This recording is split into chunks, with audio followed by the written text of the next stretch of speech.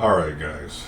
I just wanted to talk about this game for a minute because personally, I just had a little eureka moment that I can't let go. I finally understand, I think, what Metroid Prime 4 is really about from a thematic standpoint.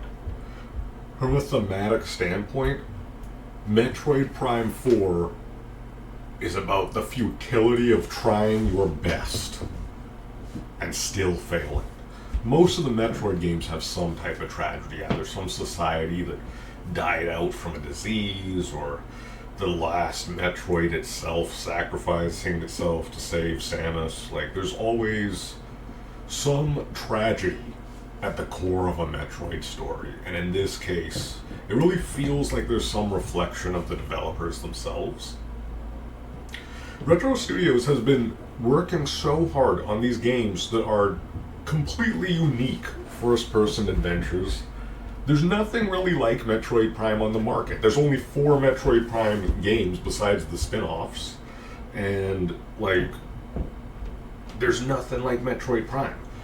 These games, the people who play them and appreciate them, usually recognize what's good about them and what's unique about them and how they're truly something special in the games marketplace.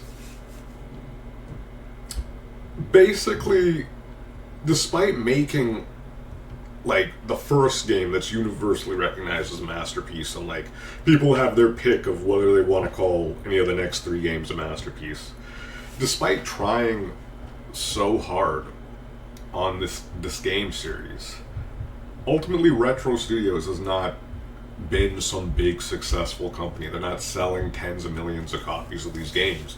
Best-selling game has sold a couple million, and this game in particular, maybe some of that feeling of trying your best and failing is reflected here. The Lemorne society tried so hard to save their species and they failed, and Samus is their chosen one just to preserve their legacy, not even save them anymore, just remember their story. In the case of the character of Sylux is someone who tried his best and failed to save his teammates. He lost all of them, and he became a broken person because of that. And Samus, at the end of this game, we're getting into spoilers now, so leave if you want to. Samus, at the end of this game, tries her best, does so much, and yet in the end, she cannot save her friends. The friends she makes on this journey, she can't save them in the end. And so despite everything, despite how much she goes through, it's ultimately sort of a failure. Is Metroid Prime 4 going to be remembered as, after all the time spent making and redeveloping this game, ultimately going to be remembered as a failure? Maybe that's part of the point of this game, and I don't know.